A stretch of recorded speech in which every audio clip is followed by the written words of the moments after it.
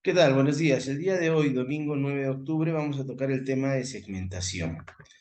Tener en cuenta, tener presente que la segmentación, la manera más fácil de entenderla es imaginarse una torta dividida, ¿no?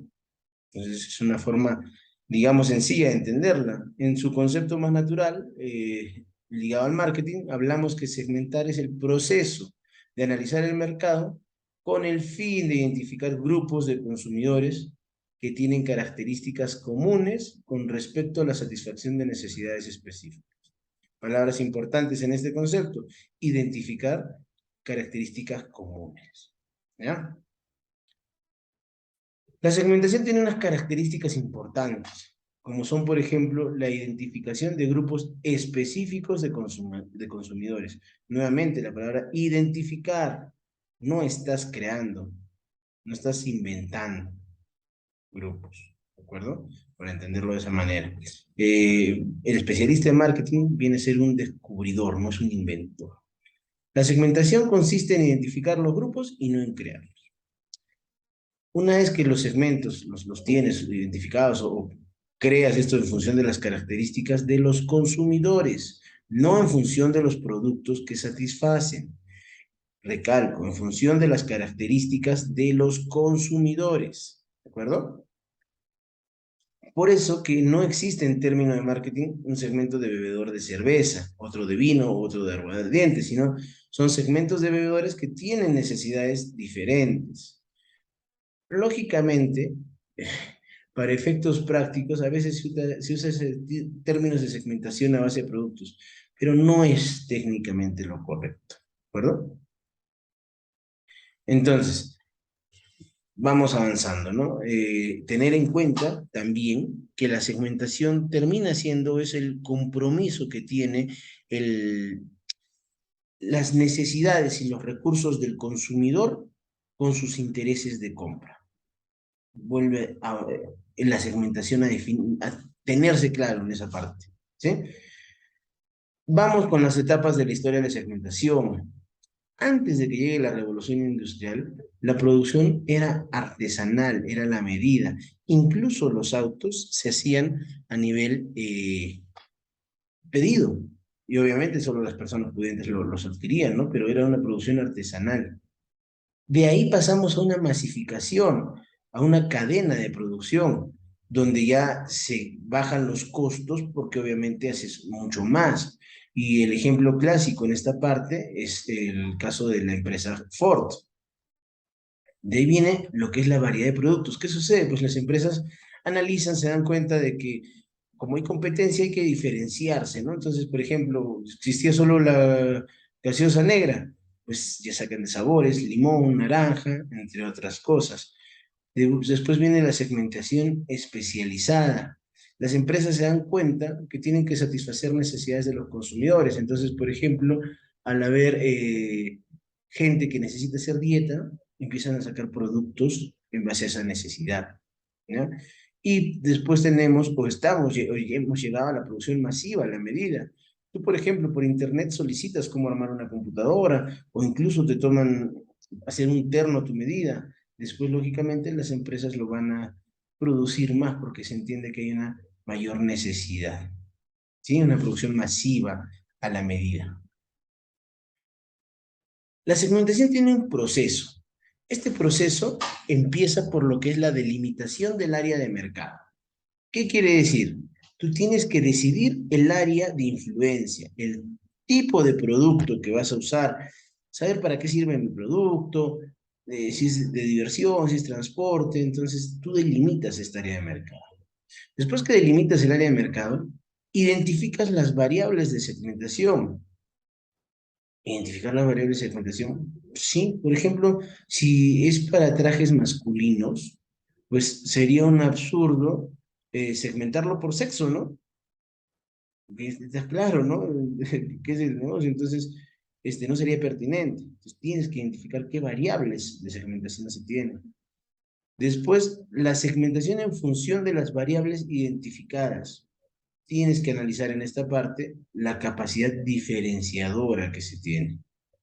Y por último, la identificación de las características de cada segmento. Quiere decir que vas a identificar a detalle temas como qué, como la edad, el ingreso, la zona de residencia, todo eso, ¿no? Esto es muy importante, el proceso de segmentación, para poder ver dónde vas a dirigir tu servicio o producto.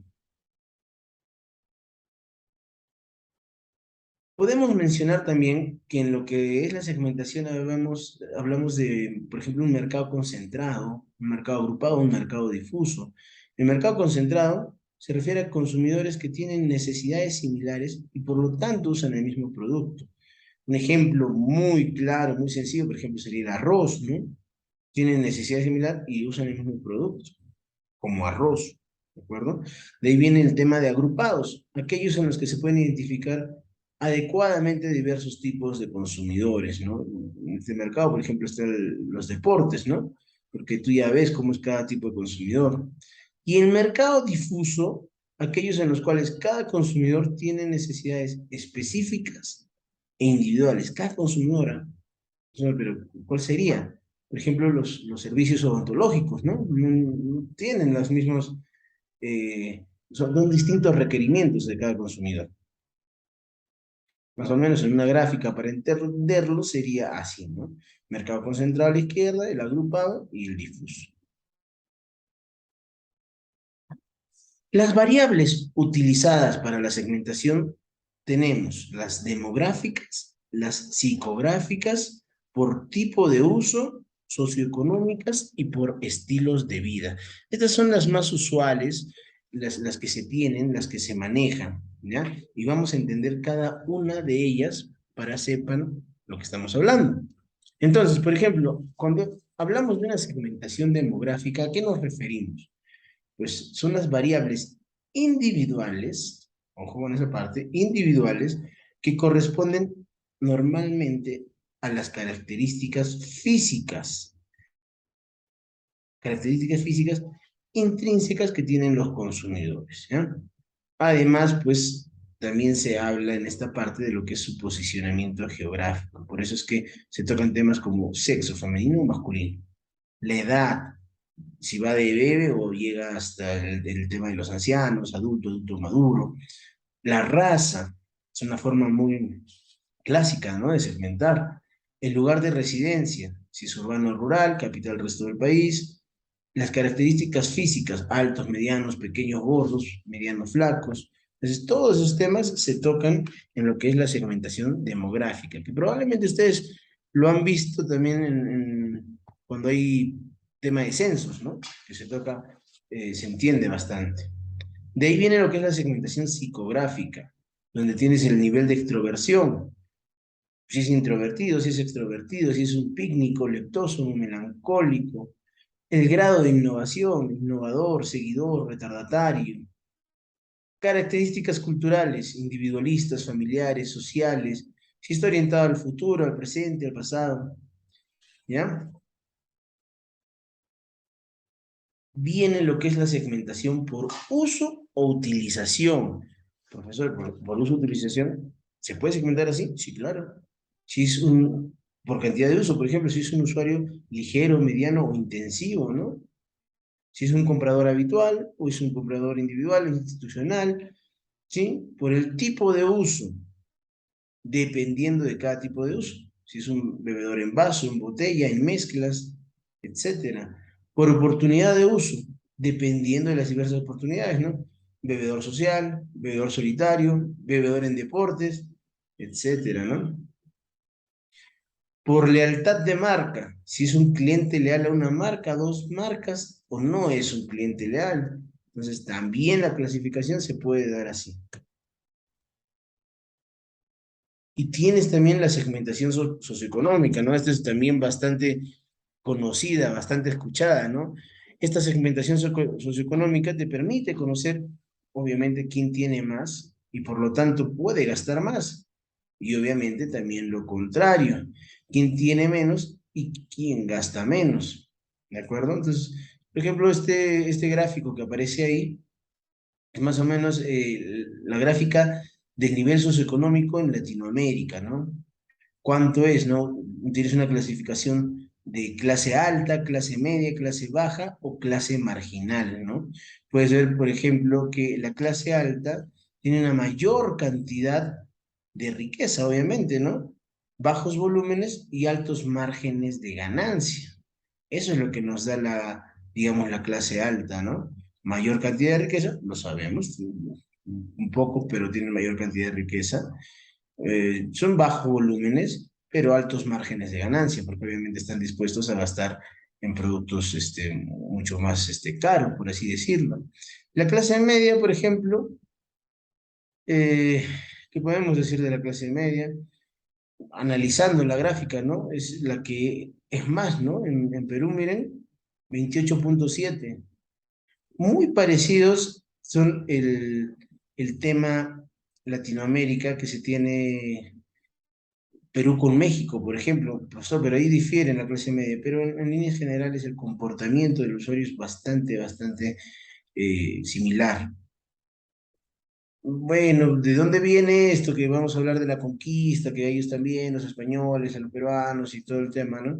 Pero en líneas generales hago el comentario para que se tenga en cuenta de que hay mucho parecido entre Perú y México en el comportamiento del consumidor, ¿ya? La clase baja tiene pequeños ingresos, ¿ya? Pero es bastante simple en lo que es gastos, en lo que son necesidades, ¿no? Entonces, no hay mucha complicación. Entonces, y de ahí viene la segmentación por estilo de vida. ¿Qué quiere decir esta segmentación? Que curiosamente es bastante usada para entender en la actualidad ciertos segmentos. Entonces, por ejemplo, una segmentación donde hablamos de sofisticados, que tienen 8%. ¿Qué quiere decir estos sofisticados? Esta matriz que se ve ahí, vemos tanto el nivel de ingreso como el nivel de modernidad y tradición, ¿no? Entonces, en uno sofisticado, estamos hablando de jóvenes, tienen normalmente alto nivel de instrucción, ¿ya? Están preparados, son líderes de opinión, ¿ya? Y el precio es indicador de calidad para ellos. La marca es diferenciadora, ¿correcto? La marca es un diferenciador.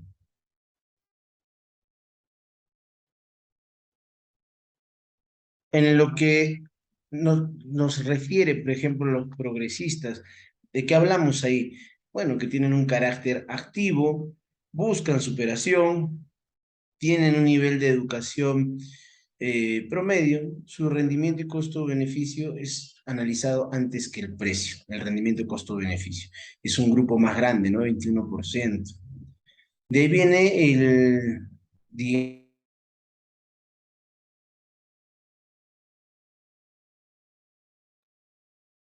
bueno, entonces estábamos hablando de la segmentación, la variable de segmentación, pero desde el punto de estilos de vida, ¿correcto? Bueno, una pausa para retomar esta parte. Entender de que lo que es segmentación por estilos de vida no necesariamente es igual en todos los países. El que se está presentando en este momento es, como les dije, uno que se hizo de México y Perú, donde se pudo clasificar de esta manera. En Estados Unidos, obviamente, los estilos de vida varían. E incluso hay en otros países donde hacen otras segmentaciones por estilo de vida, ¿no? Los hijos de papi, otra manera, ¿no? Pero para los fines didácticos, esa segmentación por estilo de vida de Perú-México se adapta bastante a nuestro mercado como para entenderlo. Entonces, estábamos hablando del segmento de los sofisticados, inicialmente, que es más o menos un 8%. Recalco, repito, los sofisticados son jóvenes, jóvenes que tienen un alto nivel de instrucción, suelen ser, o son, mejor dicho, líderes de opinión, ¿de acuerdo? Para ellos el precio es un indicador de calidad y la marca es diferenciación, ¿correcto? Entonces, tienen bien claro eso. El otro segmento sería el de progresistas. ¿Quiénes son los progresistas? Bueno, tienen un carácter activo, normalmente buscan la superación, ¿ya? Tienen nivel de educación promedio y ellos analizan el rendimiento y el costo-beneficio sobre el precio, antes que el precio. De ahí viene la segmentación o el bloque de las modernas. ¿Qué quiere decir este bloque de modernas? Bueno, no estamos hablando de que tienen un carácter pujante y trabajador. Están presentes en todos los niveles socioeconómicos, ojo con eso. Creen en la educación y en la superación laboral, ¿de acuerdo? Es un grupo bastante interesante, un 25% nada despreciable. De ahí vienen los adaptados. ¿Qué características tienen los adaptados? Bueno, los adaptados buscan conservar su estatus en la sociedad, tienen también una instrucción promedio, pero tienen aversión al riesgo, ¿ya? Para ellos les importan las marcas, ¿no? Entonces están también en esa parte, ¿no? Un 20% nada despreciable. Vienen las conservadoras. ¿Quiénes están en este bloque? Las conservadoras, ¿quiénes son? Mujeres, constituyen el centro de la atención, ¿sí? Son ahorrativas, ¿correcto? Son machistas, buscan precio y luego calidad. Yo, por ejemplo, en este bloque podría identificar lo que era, no sé, pues, mi madre, ¿no? Normalmente las amas de casa, que buscan el precio antes que la calidad, entonces suelen ser ahorrativas. Hablamos que quieran o no, este grupo, pues si son machistas, ¿no? Tienen un pensamiento todavía machista. Y por último, los resignados con un 7%. Pero ¿qué sucede en este bloque de los resignados? Eh, pues son de edad ya un poco mayor, ¿correcto? Estamos hablando de eso.